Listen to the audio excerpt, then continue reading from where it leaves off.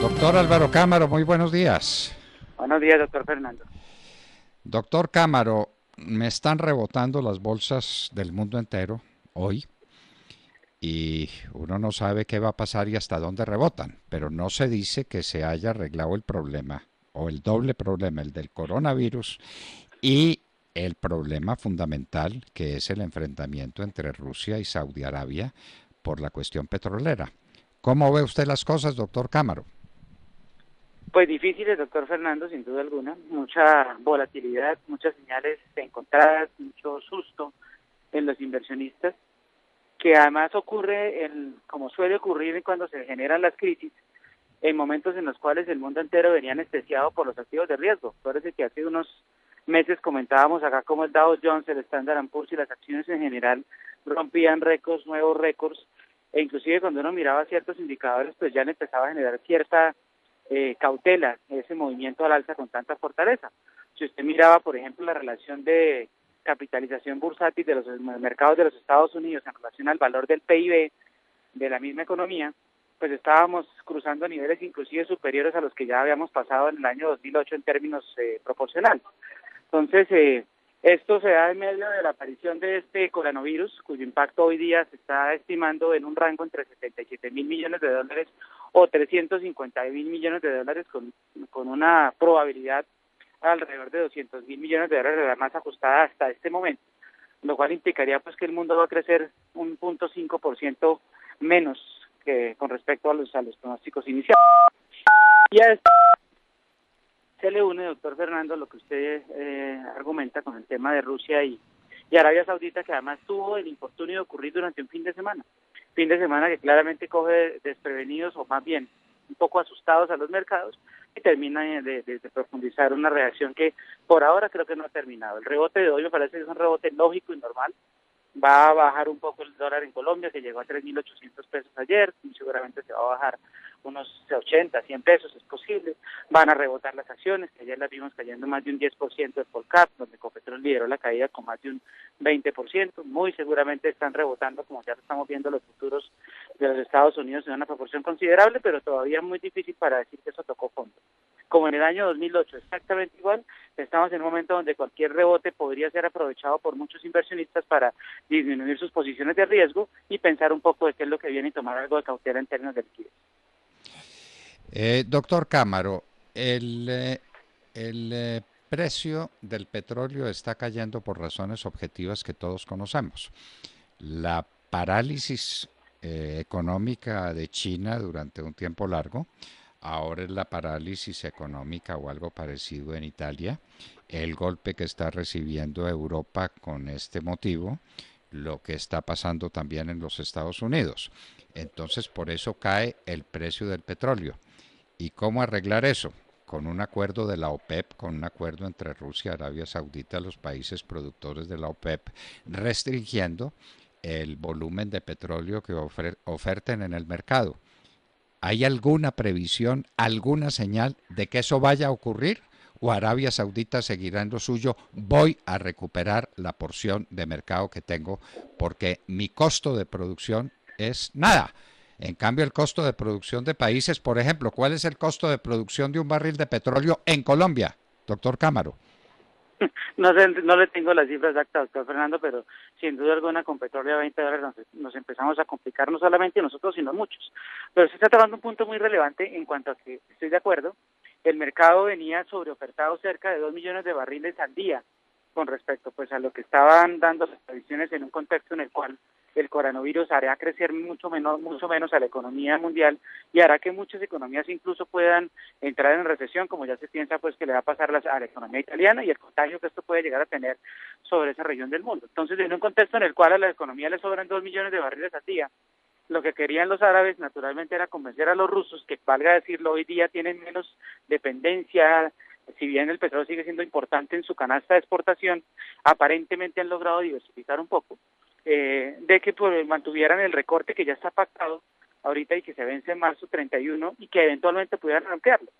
Pero, oh, sorpresa, la posición absolutamente radical de Rusia, que simplemente no accede a ese recorte adicional de 1.5 millones de barriles de los árabes, y que de alguna forma, doctor Fernando, tiene que ver con eso, pues se está hablando del costo de producción, pero no solamente de petróleo, sino del petróleo alternativo, el famoso esquisto de los Estados Unidos.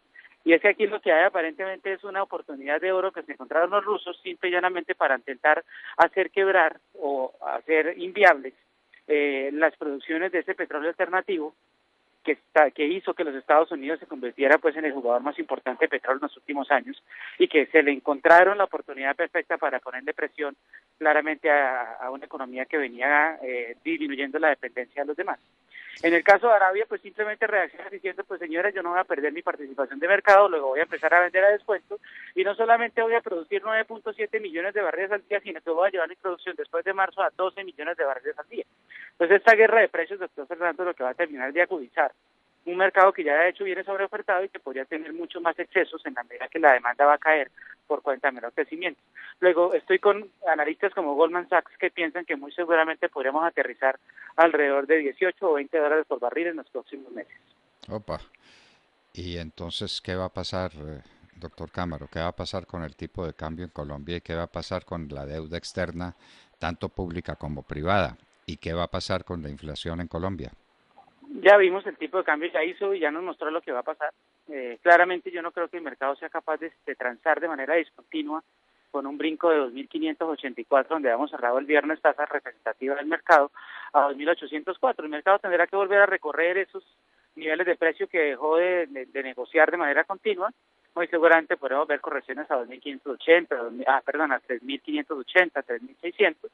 Muy seguramente, doctor Fernando, nuestra precaria situación de oferta exportadora que nos coge en el peor momento hará que el déficit comercial se acentúe de una manera notable. Vamos a tener un déficit de cuenta corriente aún mayor que el 4.3 o los cerca de 14.000 millones de dólares con que cerramos el año pasado. Nos vamos a ir a aproximar a 5% del Producto Interno Bruto, porque no solamente va a subir el déficit en términos absolutos, sino que la base de comparación, que es el PIB, muy seguramente no va a poder crecer al 3.7, 3.8, sino va a tener que ajustar su crecimiento. En términos de la inflación, sin duda alguna, la canasta básica, un 19 o 20%, está explicada por bienes transables, pero no solamente el impacto va a ser de lo que se importa y se vende inmediatamente al consumidor, sino también está en lo que las industrias locales importan, en bienes intermedios, que tarde o temprano se lo van a tener que transmitir al consumidor o en su defecto trabajar con menos márgenes, que yo realmente no creo que eso vaya a pasar.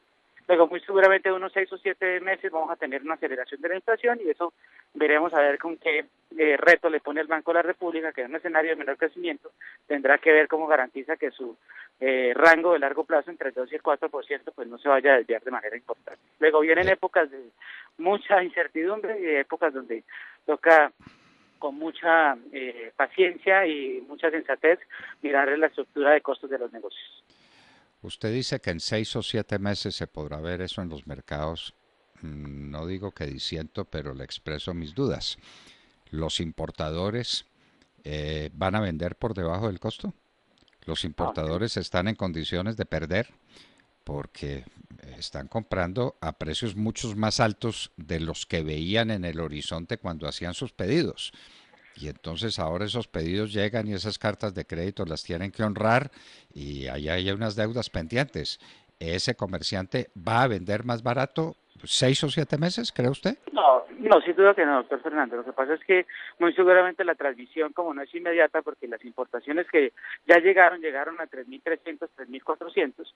Lógicamente, un comerciante sensato lo que hace es lo que denominan algunos el costo de reposición, y es que inmediatamente ajustan sus precios el dólar a lo que está. Eso es como los polleros que ponen el oro a lo que vale el oro para no perder margen, y pues nadie está dispuesto a tener ese sacrificio.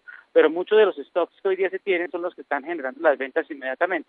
Las importaciones que vienen en camino, que de hecho hay que entender a cuántas personas cogió el coronavirus con stocks suficientes a efecto de tener mercancía suficiente para la segunda parte del año. Acuérdense que el que compra en China compra en enero para tener mercancía que le llega sobre mayo-junio, que es con la cual responde a la oferta que va a hacer en el segundo semestre del año, que es el 60% de las ventas en Colombia. Entonces, muy seguramente se va a dar el ajuste, no me cabe duda. Al principio podría haber algo de pérdida de margen, no vía pérdida real, sino un sacrificio en costo de reposición, pero quienes estamos importando y liquidando importaciones vamos a poner a lo que vale, eso no cabe duda y eso lo va a terminar viendo el consumidor. Como le digo, en las mediciones que yo creo eso va a pasar en un par de meses adelante, no de manera inmediata. Doctor Cámaro, las importaciones que han llegado y las que están por llegar se liquidan con cartas de crédito, que es el instrumento más utilizado y más conocido en el mundo para financiar el comercio internacional. Pero los bancos cobran dólares y la gente tiene que pagar en dólares lo que está recibiendo. Y entonces uno se pregunta, ¿el vencimiento de esas cartas de crédito cómo van a ser?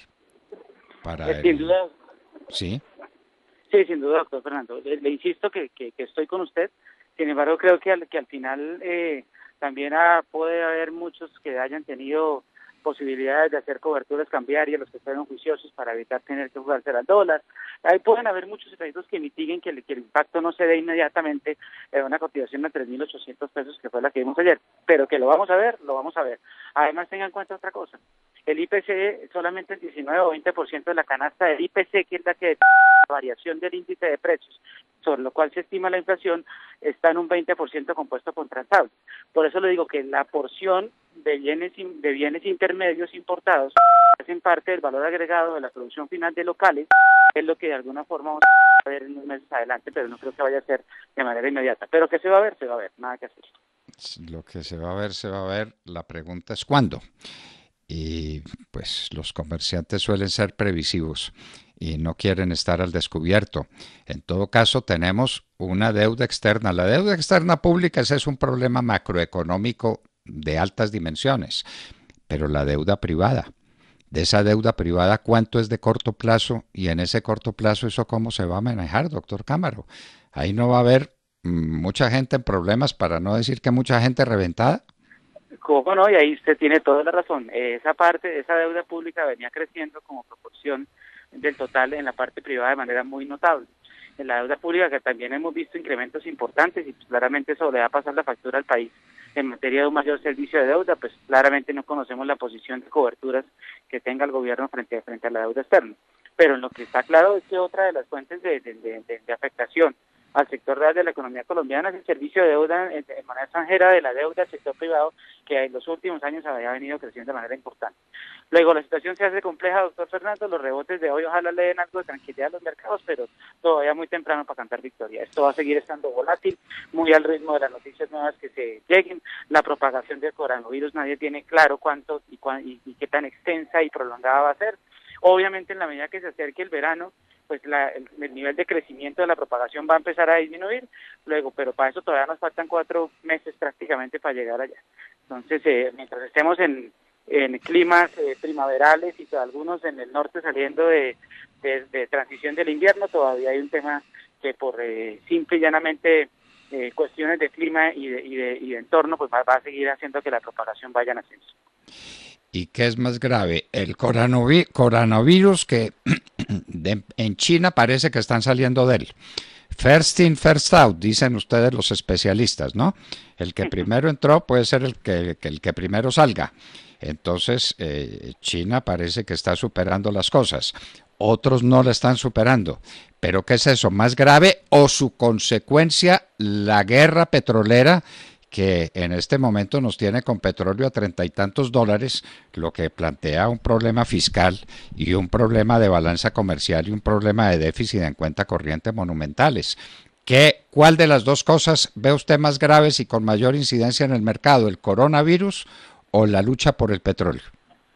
El coronavirus sin duda porque es lo que da la sensación de menor crecimiento y es lo que genera además el impacto real que a su vez se transmite en la demanda por petróleo y que lleva a la relación que tienen los rusos con los árabes y que de alguna forma redunda en la guerra de precios. Lo que pasa es que el coronavirus, doctor Fernando, como usted bien lo dice, después de las medidas de China y por simple transición hacia el verano donde la misma hace que no se propague más, porque es más difícil que el virus siga creciendo en sol que en condiciones húmedas, hará o será ya el gran problema es lo que viene en materia de los precios de petróleo, que sí puede acentuar sobre todo el impacto para economías dependientes como lo son las economías emergentes, entre esas Colombia, sin duda alguna.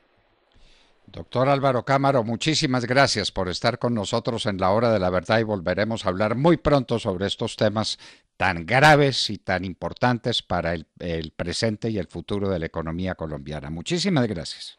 A ustedes, mi amado.